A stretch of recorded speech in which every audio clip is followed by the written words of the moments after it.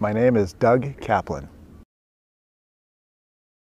You know, a lot of the leadership programs that I've gone through, I believe are, you know, they teach you some of the fundamentals, some of the basics, where I think this really, you know, what I enjoyed about this is, again, the hands-on aspect and really being able to, you know, see and feel the stress of, again, the scenario, and it really brings out, you know, what I appreciated about it. It really brings out the, the true person. You know, how are you going to react in this situation? How are you going to behave?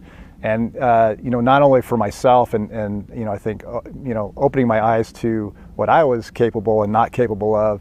You know, seeing my team as well, and being able to assess them in that scenario and seeing what their strengths and weaknesses are. Yeah, absolutely. I would say, you know, probably one of the biggest lessons is really understanding, you know, the different leadership styles, leadership behaviors of strategic, operational, and tactical.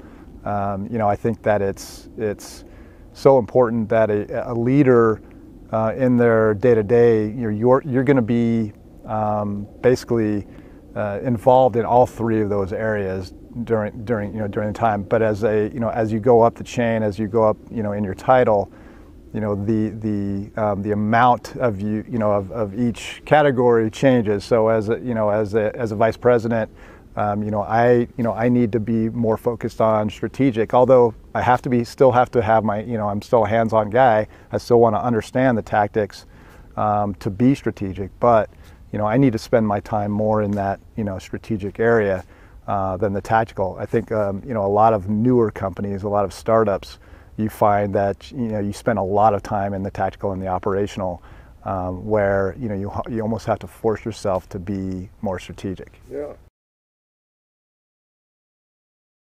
Yes, I absolutely. I think I think even to the lowest level that we utilized was a frontline manager, and I absolutely believe that they came away with a lot of knowledge about the different styles of leadership and really where they should focus their attention, and as well as the fact that they not only need to focus on being tactical and operational, but they need to be strategic as well. And I think it actually raised their level of leadership, because understanding, really understanding and drilling down to those different pieces, those different levels, it allows them to kind of step back from their day-to-day role and say, okay, I've spent so much time in this operational side or in the tactical side.